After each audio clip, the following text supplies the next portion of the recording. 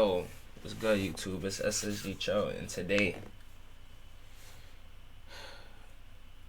my bad if my fault, yeah, if my shit is lagging and shit like that, but um, yo, today we are reacting to the Diddy files. Now, I know this is kind of like a sensitive topic, uh, because of like what's happening throughout this, but you feel me? I'm just gonna react to it. I ain't gonna make no jokes because I don't want to get canceled. You feel me? But we are here reacting to the Diddy files. I won't do a quote of the day, because I don't want anything really tied to this nigga. This nigga is strange. You feel me? This nigga is very strange. I've never. This is like this is weird to me, bro. I don't understand why. Hey, I was talking about this with my mans the other day, and I'm just like, yo, this nigga's like really weird, bro. 1,000 bottles of baby oil and lube. Let's get into the video, man.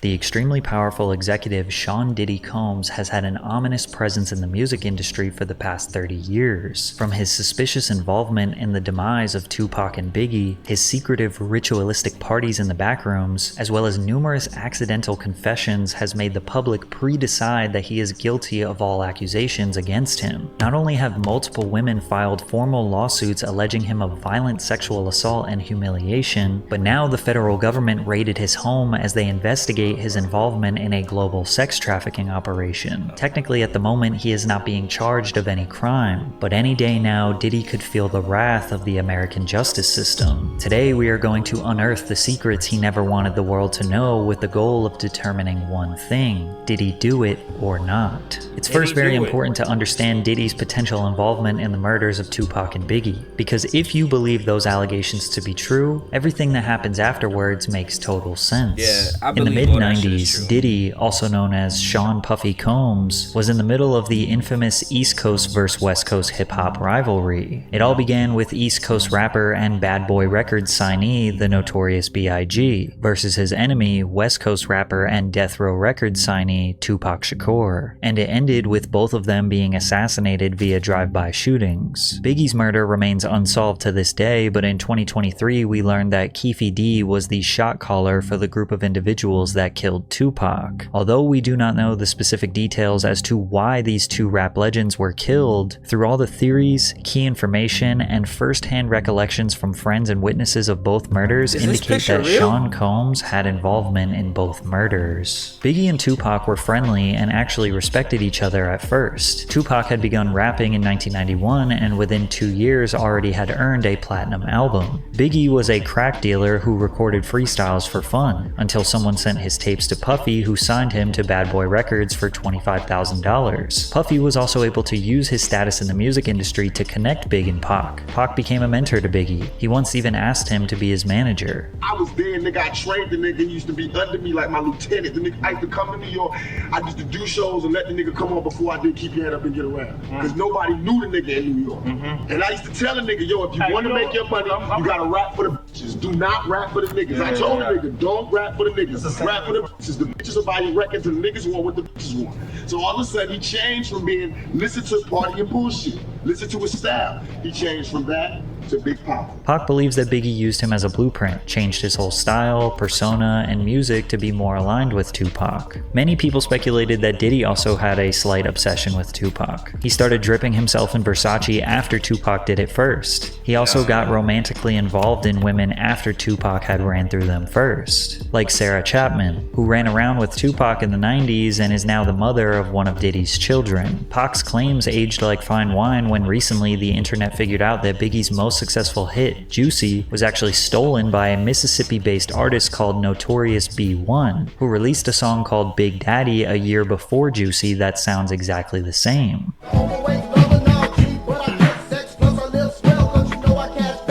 Is it a coincidence that Notorious B.I.G. and Notorious B.I.G. are very similar, and this song is called Big Daddy, and Biggie started going by Big Papa? But many people believe this. The shit with Biggie, he had to he couldn't use that name. He was getting sued for money and shit. But That's crazy. Was the mastermind of Diddy, as he was a music industry expert who knew how to scout talent and assess a hit song before anyone else heard it. They believe Puffy instructed his artists to steal from Notorious B.I.G., and Biggie trusted his boss and mentor. Pac and Big's rivalry began as a music-based competition. Who had more music sales, who had the better fashion, media representation, and cultural influence. But due to gangster rap creeping into the mainstream and the two being surrounded by legitimate gangsters, tensions escalated to life-threatening conflict. In November 1994, Tupac was on his way to record some music at Quad Studios in New York City. Coincidentally, Biggie was there recording with Junior Mafia, which was a group of 4 friends that Big knew since their childhood. Puffy was there too, since Big was his artist, and anything that Big writes or records is technically owned by the Bad Boy label. Allegedly, a man by the name of Jimmy Henchman, who is now serving life in prison, was planning a robbery on Tupac since Pac owed him some money. Many speculate that Jimmy told Puffy what was about to happen, but Puffy did not try to stop it. When Pac was outside the studio, he looked up and realized rapper Lil Cease, who is best friends with Biggie, was yelling at him from above. He was excited to see him because they were friends. He told him he was going to go downstairs and meet him in the lobby. Pac got to the lobby downstairs when some men attempted to rob him at gunpoint, which quickly led to conflict and Pac being shot 5 times. In the middle of that trial, Shakur was gunned down, shot 5 times in what he claimed was a murder attempt, and police called a robbery.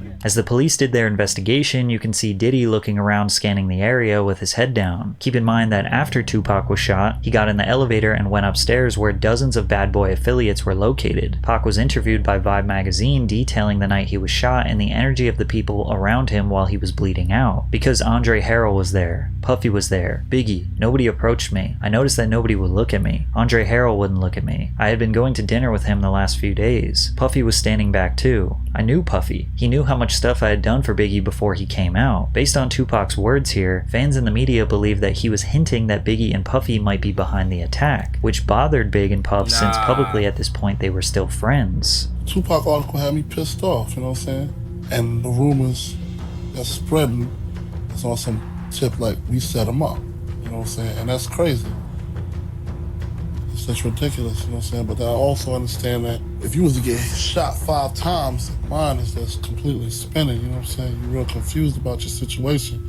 So it'll cause you to say things that you really don't mean. To make things worse, a few months later, Pac was found guilty of sexual assault and would end up serving 9 months in prison. This gave him tons of time to think and reevaluate his life. To add insult to injury, Biggie released his iconic cutthroat track called Who Shotcha, which felt like an obvious diss towards Tupac. So I ain't gonna lie, like, you feel me? We all done heard the songs and shit. I ain't really know I knew the backstory behind it, but putting this song out after this nigga gets shot is crazy. But we gonna talk about this nigga Diddy. This nigga is weird, bro. I was watching a video about 50 Cent on how he came up. Like, bro, this nigga tried to blackball 50 Cent. I ain't gonna lie, 50 Cent, now that I heard that story, 50 Cent one of my favorite rappers, bro. Because it's like, he got blackballed from the industry and still found a way to, you feel me, like, finesse shit. But this nigga Diddy, like, trying to blackball niggas, he trying to set niggas up, all that shit. He's weird, bro. But technically, it was recorded before Pac got shot, but it was marketed and released months after the incident. Regardless, the media developed the narrative that Big and Puffy set up the shooting and now released a diss record bragging about their hit. And Puff's full intentions were to stir up drama, as can be confirmed by the former president of Bad Boy Records. Biggie might not have thought that when he wrote the lyrics, what I'm saying. Like, that he was doing going this to be shit used for that. But the way it was marketed by the company and released in the succession of things that were going on that we were dealing with on all the levels that we were dealing, that record did what it was supposed to do. Yeah, that's smart. That's smart, though. A perfect example of how my former business partner works and thinks. Pac was sitting in jail already thinking that they set him up, and the release of this song was all the proof he needed. But this wasn't the only shooting that Puffy was involved in. It's also important to know that Tupac signed to Death Row Records while in prison after the label owner Suge Knight promised to use his money to get Pac released. As they were in the process of getting Pac out, Suge Knight and his best friend Jake Robles, aka Big Jake, were at the Platinum nightclub in Atlanta. Suge confronted Puffy at the club and was choking him. Puffy's bodyguard, Anthony Wolf Jones, steps in to defend him, and then things got out of hand. Next thing you know, shots are being fired and Suge's friend Big Jake was shot and killed. Whether or not Wolf shot Jake has never been confirmed, but Suge was holding Puffy responsible for the attack, which was enough to now ignite a feud between the two executives. Quick sidebar, recently fans have noticed that Puffy's firstborn biological son Justin Combs looks a lot like Wolf. How does your son look more like your best friend than you? Anyways, in October 1995, Tupac got out of prison and he wanted war. I have no fear. I have only ambition, and I want mine, and I will do anything to protect and feed my family. And these niggas represent a threat. Pac got out and immediately started taunting and scheming on Bad Boy Records as much as possible. In the days after his release from prison, he jumped into the studio to record his next album, All Eyes on Me, and he talked about the anticipated tracks. Two of America's Most Wanted with me and Snoop. That's gonna be a humdinger, man. Shorty Wanna Be a Thug. That's gonna be a big one. And Wonder Why They Call You Bitch with Faith. That's gonna be a big one. He mentions Faith, aka Faith Evans, who was married to Biggie for over a year at this point. Imagine your wife jumps in the studio with your biggest enemy 1 week after he gets out of... There's no fucking way, bro.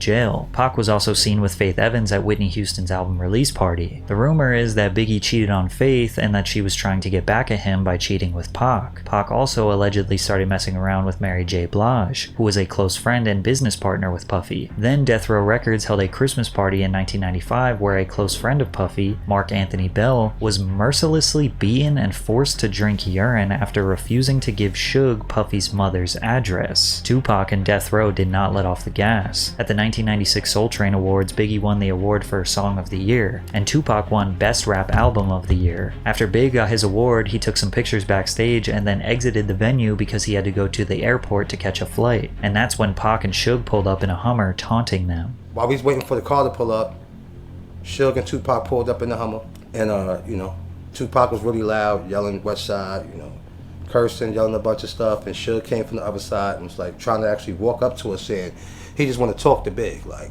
want to talk, but of course everybody got in front. It was a little yelling and arguing for a minute, but police and everybody got in front, kind of stopped everything. Despite Biggie's gangster lyrics, he was really a chill dude who didn't want to beef with Pac. Remember, he looked up to him. He always thought they were friends, but as we are speculating, he seemed to be a pawn in a much bigger operation. He knows you sent somebody to shoot him that first time. Is that true or false? Why? No, it's false. Why would I do that? Okay. Do you think he was just hyping a record, or you have no idea? I don't know what was the problem. I wasn't inside his head at the time. I don't really know what's the reason for him doing what he did. Tupac was a man on fire. A man who he believes was wrongfully convicted of a crime he didn't commit, was constantly being slandered by the media, and now feels was being disrespected by his biggest enemies, on top of being surrounded by real gangsters. He released a music video alongside Snoop Dogg called Two of America's Most Wanted, which featured a skit mocking Biggie and Puff. Pop, please don't kill him. It was Buff's idea. No, man. I'm just a rapper, man. Please don't take me out the game. Interesting that Tupac himself instructed the Biggie actor in the 90s to say it was Puff's idea, as if he knew the truth. Then Pac released one of the most abrasive and iconic diss tracks of all time, Hit 'Em Up. He starts off the song claiming he had sex with Biggie's wife and then directly calls Biggie, Puffy, and Junior Mafia all bitches, along with various other threats. The pressure was on Bad Boy. Pac was not going to stop, and Puffy couldn't take the heat. Biggie's bodyguard, Gene Deal, recalls when Puff reached his tipping point. He said, "I'm a businessman. I'm about making money, but something gotta change. I don't give a if Pac gotta die, Big gotta die, or Suge Knight go to jail. What the fuck? Something's gotta change." Gene was taken back. He wondered if Puff realized that he just said he didn't care if his own artist died. At the same time, he still wanted to play gangster games. As we all know, these gangster games only lead to two outcomes: death or jail. And I ain't gonna lie. I think from everything that I heard from even before watching this video, I think that this nigga Diddy most definitely got Biggie killed. Cause if y'all know, like, there was a situation with the two cars, and Diddy's car had like a sticker on the rim of the tire or some shit like that. Hearing this shit is crazy. Tupac would meet his fate on September 13th, 1996. Pac and the Death Row Squad were attending the Bruce Seldon vs. Mike Tyson boxing match in Las Vegas. Hyped up from the testosterone and the energy of the fight, Pac wanted some action. A Death Row associate pointed out Orlando Anderson to Pac, who was a Southside Crip gang member, a rival to the Piru blood set that was affiliated with Death Row Records. Pac went up to Orlando and punched him in the face. Then Death Row associates put a beating on the man. Later that night, Suge and Tupac were driving down East Flamingo Road to Club 662, when suddenly a white Cadillac pulled up beside them at a red light and opened fire on Tupac. He was hit 4 times, with the fatal shot piercing his lung. Just last year, Las Vegas police arrested a man called Dwayne Keefe D. Davis, who was a shot caller for the group of individuals that committed this crime, and he orchestrated the plan that was carried out. Ironically, Keefe D. has been confessing his involvement publicly on the internet for years. In 2008, he confessed that his nephew, Orlando Anderson, the man that Tupac punched earlier that night, was the one who actually pulled the trigger. Keefe D. has now identified his own nephew as the murderer of Tupac Shakur.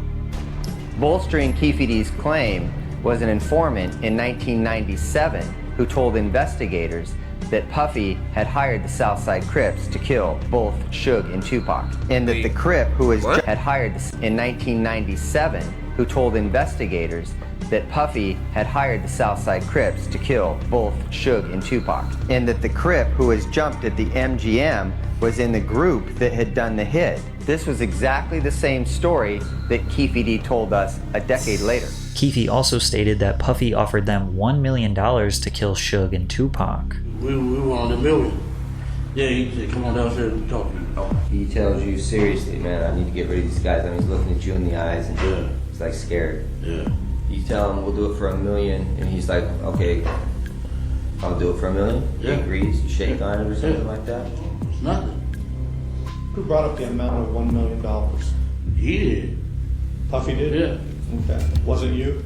No, it wasn't me. I'll shit. $1 million, I'll take it. When Diddy was asked about this confession, this was his response. It was this documentary that claimed, which we know wasn't true. Yeah, check this out. We don't talk about things that are nonsense. We don't even entertain nonsense, my brother. So we're not even going to go there, with all due respect, but I appreciate you as a journalist asking. Thank you.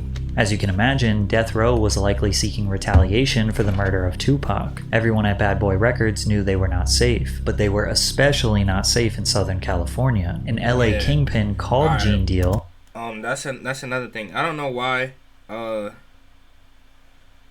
When Biggie got killed, I don't know why he was even in LA, bro. You feel me? Like, I mean, this is a whole different time than now, but that shit just don't make Diddy's sense. bodyguard, and warned him that there was a hit placed on Biggie in LA. This somebody did 26 years in the federal jail as a kingpin, brother.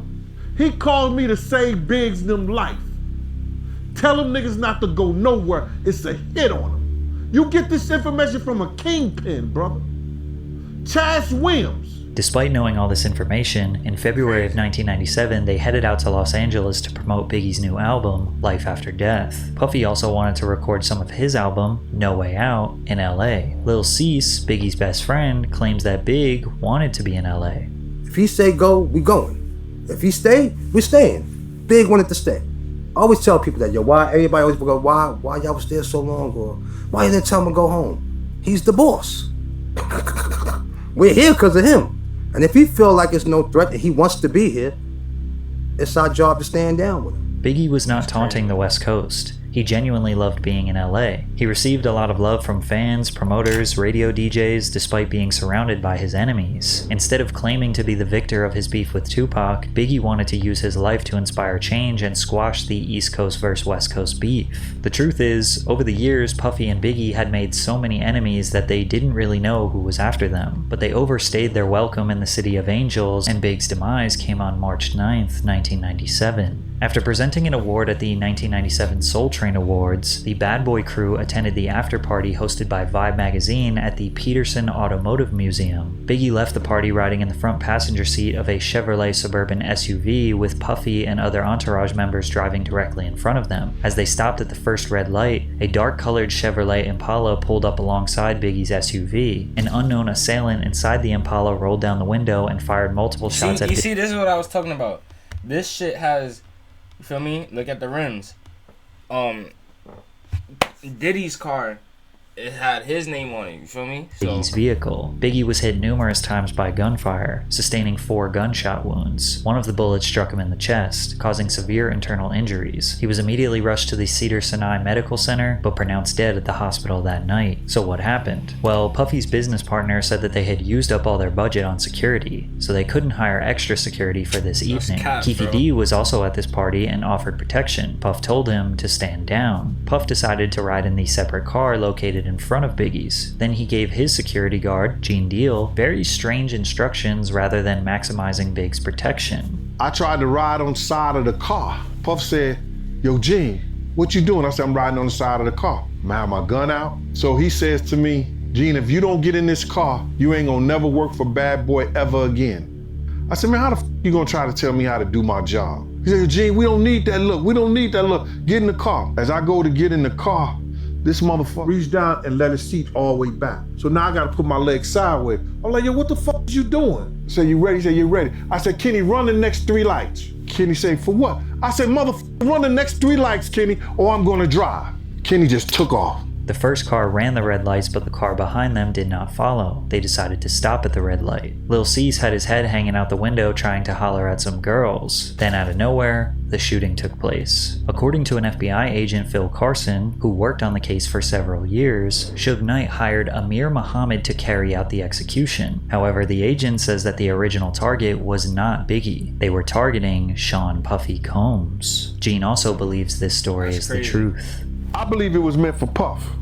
The people that tried to kill Puff that night, for whatever reason, because we had some beef with some Muslim cats in Soul Train too. For whatever reason, the people that's trying to kill Puff, Big became a casualty of Puff shit. When they rushed Big to the hospital, Lil Cease, who literally looked the shooter right in his face, gave a description to Gene. This is what he said. Little Cease at the hospital, he said a Muslim shot Big. And I said to Paul, with the blue suit, white shirt, blue bow tie, he said, Gene, how you know? I said, that motherfucker walked up to Puff car first. Lil Cease's description of the man matches up to what the FBI uncovered. All in all, to say that Puffy set up the murders of Pac and Biggie is not exactly accurate, but the origins of the beef and the escalation of the beef can most definitely be traced back to Puffy. Also, he definitely knew that danger was looming for Pac and Biggie and did not even come close to trying to prevent both of their deaths, because at the end of the day, Puff was the one who benefited most from them dying. Think about it from the perspective of Puffy the businessman. Tupac dies, that makes Biggie the winner. Biggie looks like the ultimate gangster who warned his enemy with a diss track and then got him killed. That helps feed into the persona and sell more records. Plus, with Tupac like dead, there is no more competition. Biggie's inspiration, his idol, the dude who he copied everything from, can no longer defend himself from the grave. Now, we know that Puff didn't exactly want Big to die, but he wasn't doing everything in his power to protect him. Additionally, Puff saw how much money Death Row was making after Tupac passed. Tupac Shakur sold 67,000 records in the week following his murder.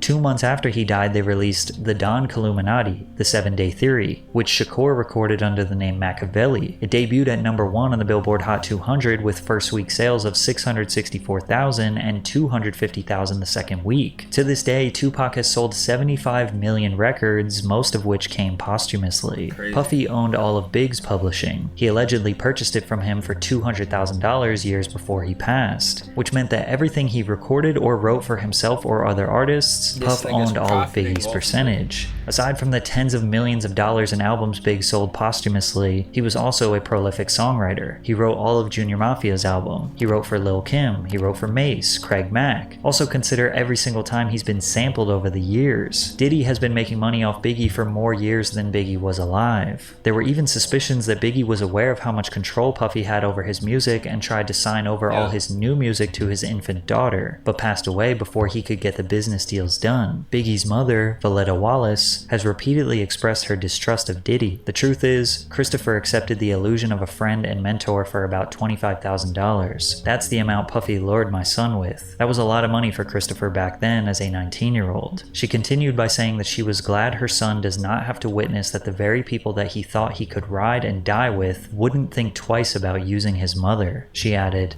I am glad that he is not here to see how they have used his image and his name. Diddy was filthy rich, extremely powerful, and evidently unpredictable. Imagine how easy it was to leverage his power in the music industry and his personal life. If you said no to him, in theory, he could blackball you, extort you, or maybe something more permanent. So consider that when we begin analyzing his history of suspicious behavior. I got my MTV out.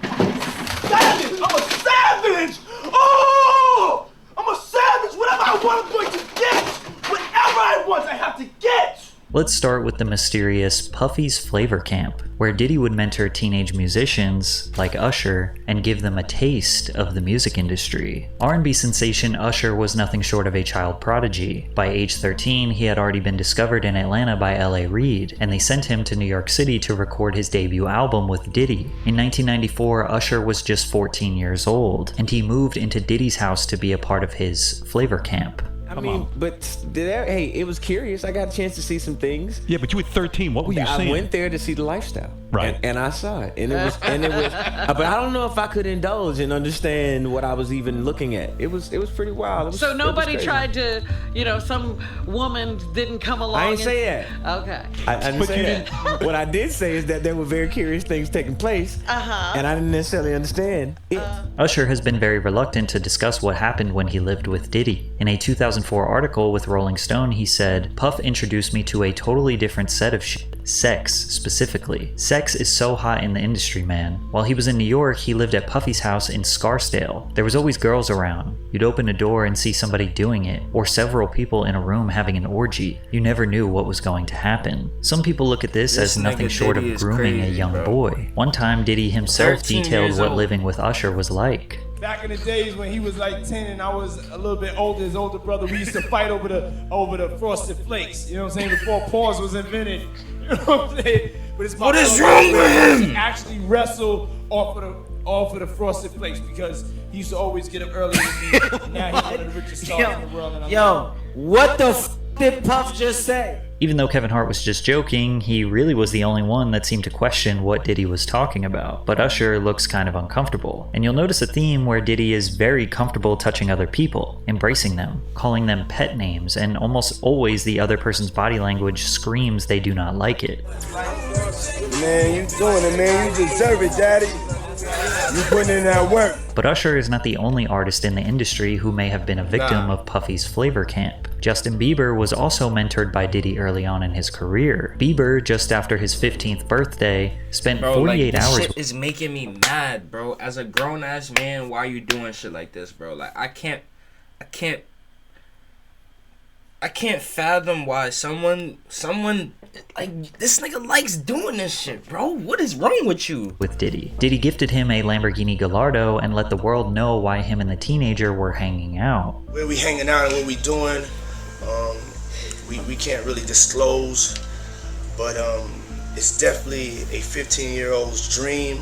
I don't have legal guardianship of him, but for the next 48 hours, he's with me. So and we gonna go full crazy. Combs seems to be acting strange, but Justin seems alright. At the time, he was still a young star, glamorized by the industry. 1 year later, his demeanor towards Diddy was much different. What's up, man? You good? I'm good. How are you? Alright, young brother, everything's good? Selling out arenas and everything? Starting to act different, huh? You ain't been calling me and hanging out the way we used to hang out. Well, I mean, you try to get in contact with me, through all my, partners and whatnot. But you never really got my number, so.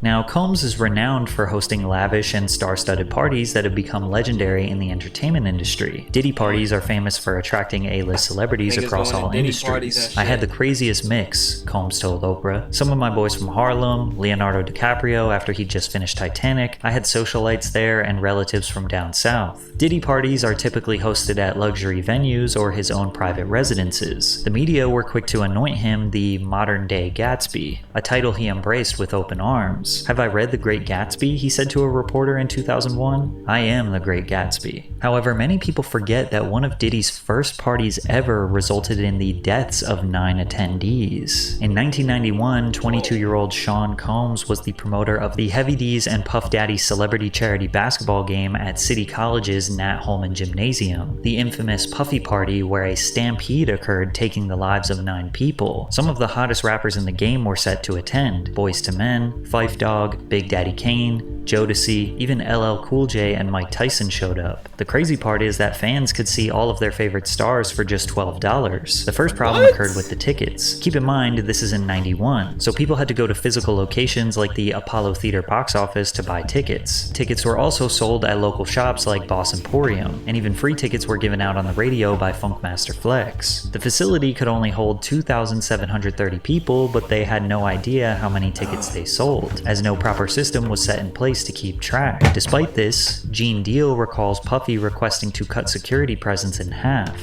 This particular day, Puff calls me the day before we supposed to do the party and say, yo, Gene, I don't need y'all to do the security outside. I got the FOIs to do it. So I said, man, I just told 18 guys. He said, I just need 8. To clarify, the FOIs are Fruit of Islam members. One witness to the event said, you cannot have an event like this in Harlem without those Muslims, said Oscar Davis, 32, of the Bronx. Forget the police, they can't do nothing. The people in Harlem respect the Muslims. It was blatantly obvious that more people were outside than could actually fit in the gym. Despite the overcrowding, tickets were still being sold at the door, said Mario Salvaggi, a city police patrol chief.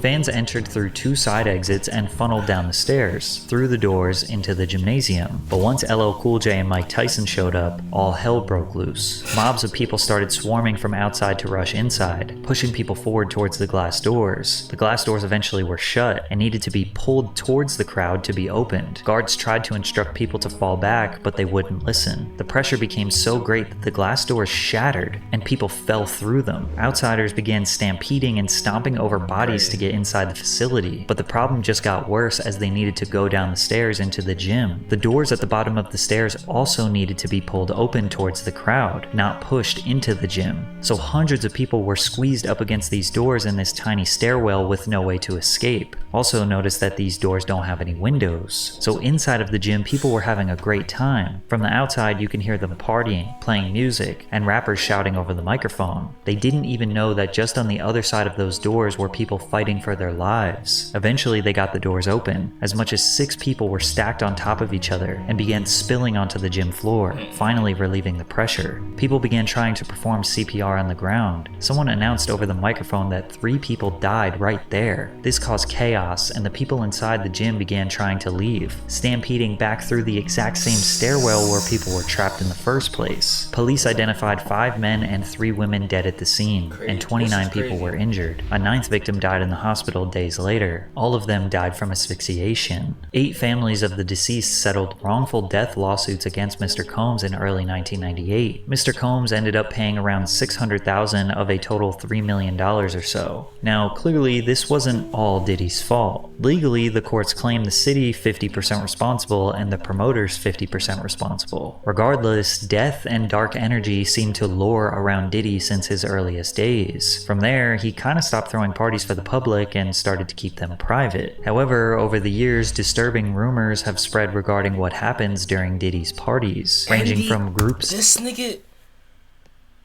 inside Diddy's freak-off parties, from sex, drugs, and hip-hop to NDAs and A-list celebrities.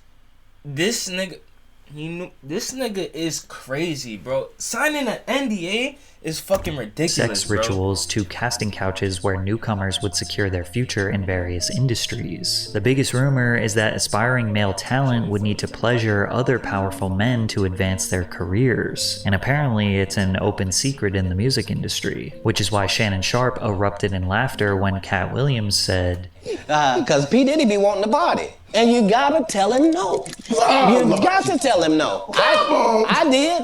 I did." Now, Diddy has 6 biological children with 3 different women. He has had multiple high-profile relationships with the likes of Jennifer Lopez, Naomi Campbell, and Cassie. But you will notice that most of the party stories that circulate involve him being surrounded by men. Josh Ostrovsky, who goes by The Fat Jewish on social media, detailed his strange experience at a Diddy party. am on ecstasy and I'm trying to find the bathroom and I can't find the bathroom and I get lost. So I open the door and in that room there are a bunch of men laying about and kind of like very like kind of leaning on each other, like if you were spooning but facing each other and like leaning up on your elbow and talking. Like it would almost be the prelude to an orgy. Yes. Oh, absolutely. Okay. Oh my god. Oh my god. It was so prelude to an orgy. And who is lounging in my direct eye line? Puff Daddy and Felix the House Cat, famed house music producer. Yeah, no, I know are who that is. basically spooning each other, and they're drinking a glass of Hennessy, and they're like sharing. They're like passing it back and forth, And everyone's talking. and everyone's just like talking. Yeah. And then as soon as I see them, I'm like, all men though. There's not all one men, woman in this room. all men, and they're all 100% on ecstasy. Shortly after Josh and Diddy locked eyes, he was kicked out. Josh, who is a gay man, immediately felt like he was in a room full of other gay men. But there was no real accusation nor damning evidence here. It could have just been a group of guys chilling. So let's take a listen to rapper Exhibit recounting his experience partying with Diddy. I don't want to get Before canceled, that, bro. we got invited to a Puffy party, the New Year's Eve party.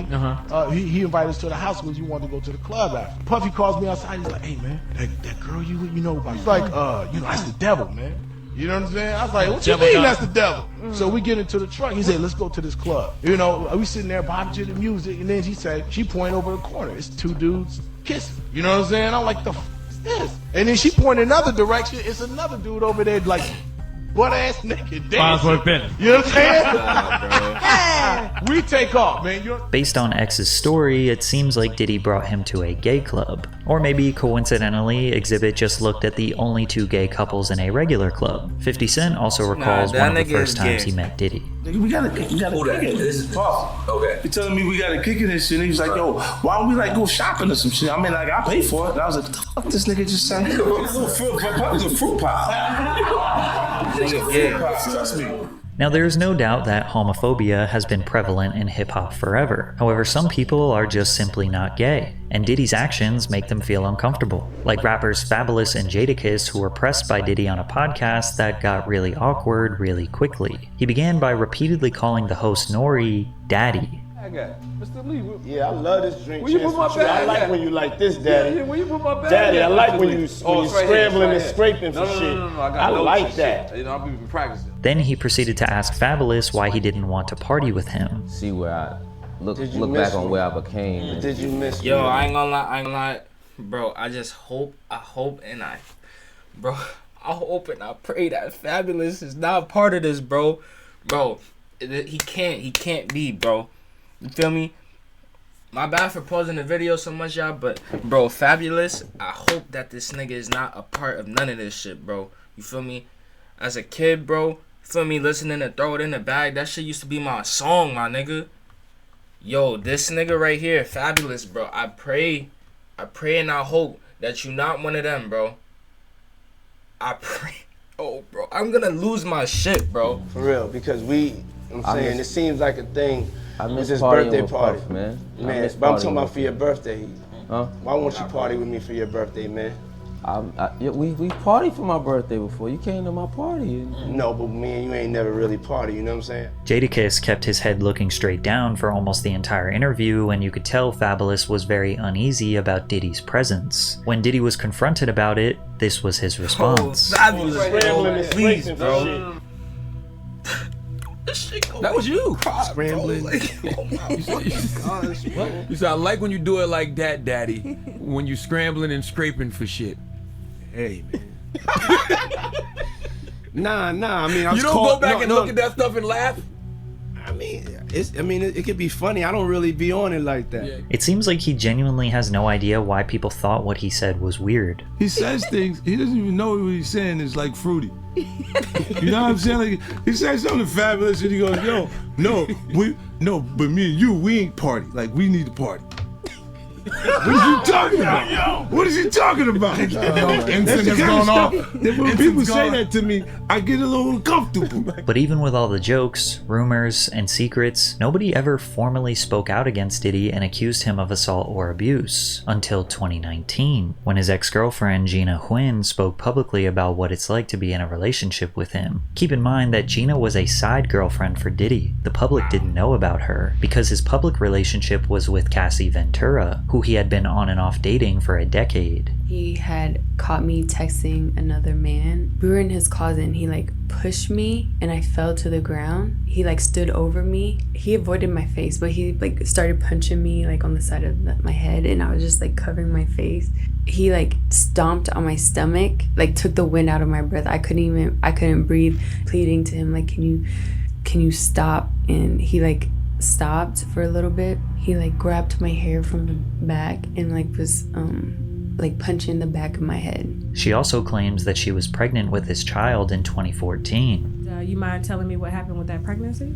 He was like, you're gonna get an abortion, right? I was like, I don't know yet. And then he offered me $50,000 to get rid of it, but I turned it down because I just loved him. Gina did not take the money, but she also did not have the child. 4 years later, she got pregnant again. Gina goes on to detail multiple other instances of emotional and physical abuse, but she never filed any formal charges. It wasn't all the way until November of 2023 that someone finally filed a formal lawsuit. Whoa.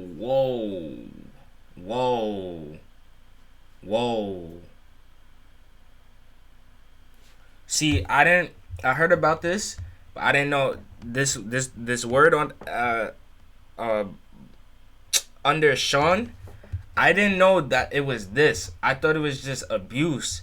Yo, this nigga is sick. After that, the floodgates were opened, and Sean Combs' dark past crept out of the shadows. In the lawsuit, Cassie Ventura, his longtime girlfriend, accused Mr. Combs of repeated physical abuse over about a decade. As you can imagine, this lawsuit and these allegations went extremely viral. After all these years of shady rumors, weird behavior, and dark secrets, the entire world was prepared for Diddy's decline. Ventura and Combs met in 2005 when she was 19 and he was 37. He heard a song she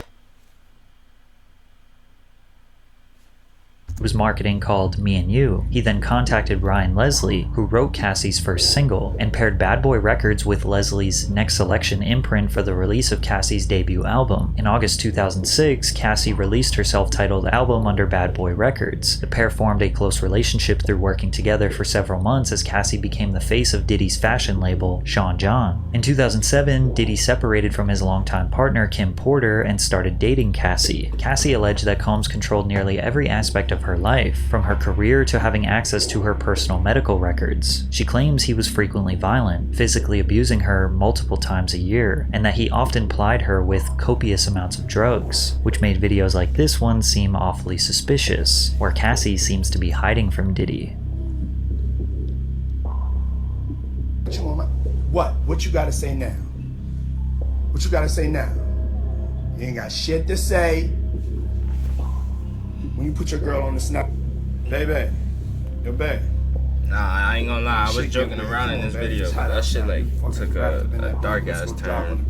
The court papers assert that others who worked with Mr. Combs helped him control Miss Ventura, like suppressing her music if she did not obey his orders, or by helping to conceal his behavior. But it wasn't just mentally controlling, he also often got physically violent with her. In one incident in Los Angeles in 2009, the suit says that Mr. Combs became enraged when he saw Miss Ventura talking to another talent agent, then pushed her into a car and kicked her repeatedly in the face, making her bleed. The suit also details Diddy's request for Cassie to engage in his newest sexual fantasy called voyeurism. Combs forced Ventura to have sex with male sex workers in different cities, encounters she claimed he watched, pleasured himself to, and recorded. This is the allegation that likely opened up a federal investigation into him sex trafficking people. According to the suit, Mr. Combs called these encounters freak-offs, which involved costumes, like masquerade masks and lingerie. The lawsuit continues to detail some of the most horrific, embarrassing, and torturous behavior Diddy allegedly committed. Combs' lawyer, Benjamin Braffman, responded to the lawsuit on behalf of him. Mr. Combs vehemently denies these offensive and outrageous allegations. For the past 6 months, Mr. Combs has been subjected to Miss Ventura's persistent demand of $30 million,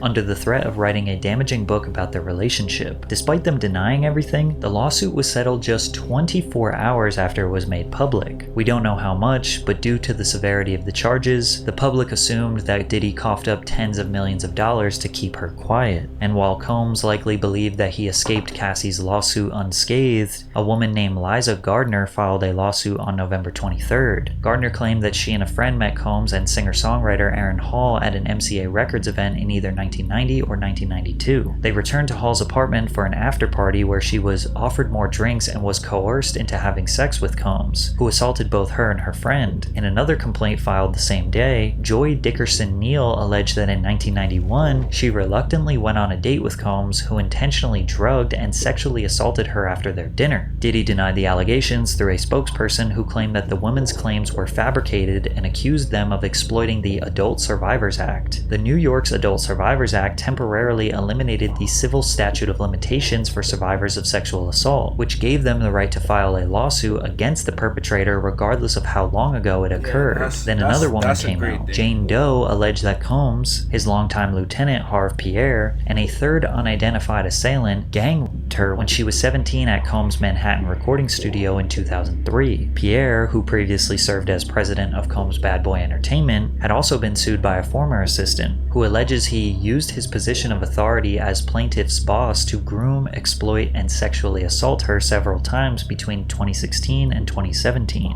The lawsuit further claimed that men trafficked Doe across state lines from Detroit to New York City on a private jet, supplied the teenager with drugs and alcohol until she couldn't consent, and then violently assaulted her. The complaint also included several photos that Doe alleges were taken at the studio that night, including one where she is sitting on Combs' lap. "Enough is enough," Diddy said on Instagram. "For the last couple of weeks, I have sat silently and watched people try to assassinate my character, destroy my reputation and my legacy. I did not do any of the awful things being alleged. I will fight for my name, my family, and for the truth." But it wasn't just women accusing him. In February of 2024, Combs' former producer and videographer, Rodney Lil Rod Jones, filed a federal lawsuit against Combs, alleging Combs sexually harassed, drugged, and threatened him. According to the lawsuit, Rodney Lil Rod Jones lived with Combs between September 2022 and November 2023, during which he worked on Diddy's most recent album, the Love Album, Off the Grid. As Combs' videographer, Jones allegedly secured hours of footage and audio recordings of Combs engaging in illegal activity. The activity the suit alleges includes acquiring drugs, soliciting sex workers, providing laced drinks to minors, and sexual assault. Jones alleges that he was... Yo, I didn't know what to... Yo, what the fuck is wrong with this nigga, bro? Like, niggas be joking around and saying, yo, we gonna go to the Diddy party, but... This is crazy, bro. Was the victim of constant unsolicited and unauthorized groping and touching of his anus by Mr. Combs. Mr. Jones was forced by Mr. Combs to work in Mr. Combs' bathroom as Mr. Combs walked around naked and showered in a clear glass enclosure. In the lawsuit, Jones also alleges that Young Miami, who is Diddy's most recent girlfriend, was among those who were paid a monthly fee by Diddy to work as his sex workers. Jones believed Diddy was grooming him with the goal of passing him off to others. While on a yacht in January of 2023, Jones alleges he was introduced to Oscar-winning actor Cuba Gooding Jr., who proceeded to grope and fondle him until being forcibly pushed away. Jones claimed that Diddy, who had dominion and control over Gooding Jr., failed to step in. Also in Jones's lawsuit, an unnamed rapper is mentioned as having been on Diddy's yacht, where they were allegedly seen consorting with underage girls and sex workers. This rapper is described as a Philadelphia rapper who dated Nicki Minaj. You fucking with... Oh my gosh. Oh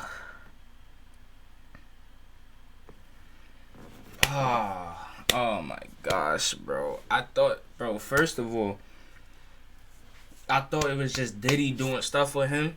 I ain't gonna say, I thought it was just that. You do what you want, you do as you please, but with underage, yo, this...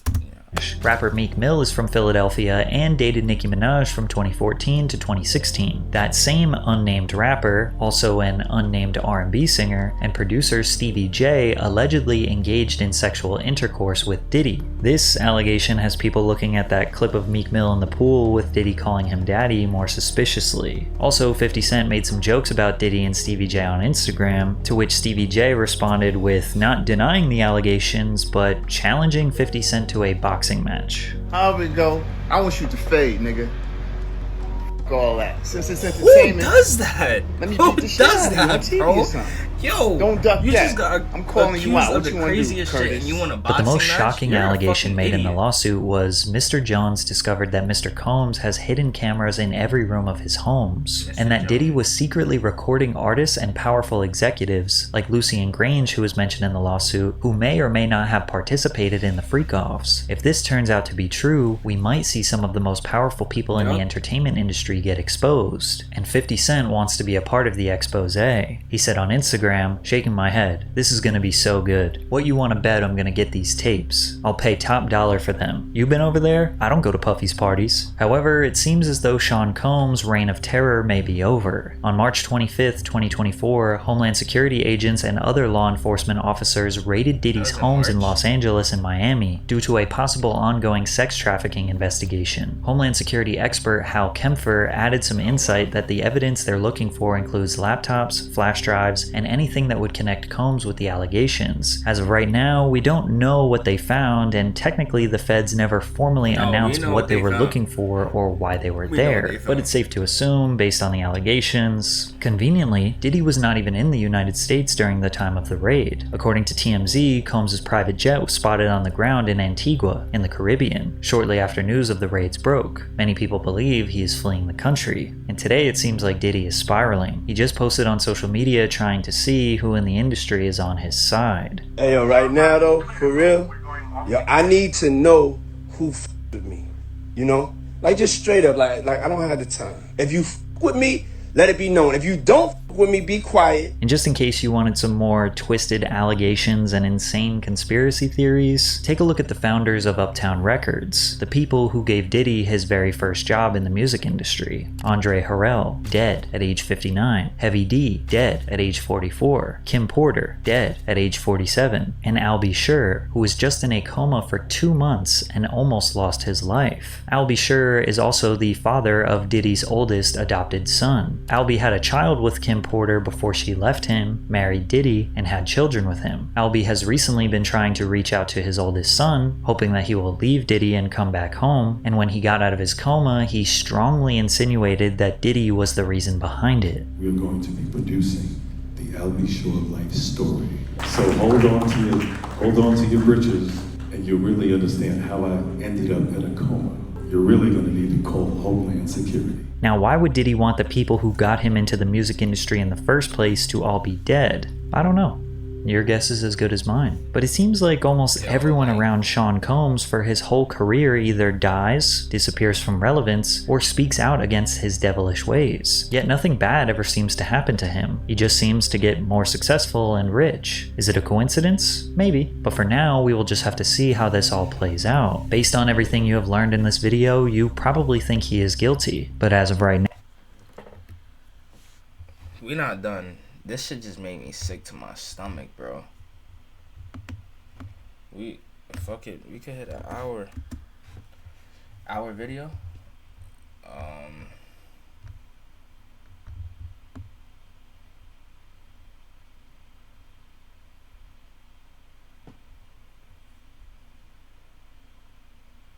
I'm gonna do another one. I'm gonna just make another video.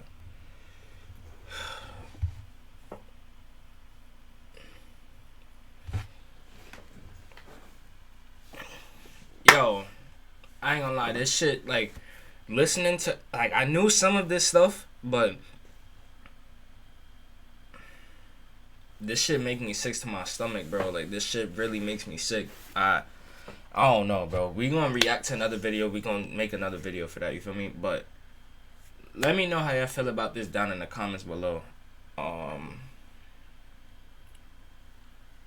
Shit crazy, man.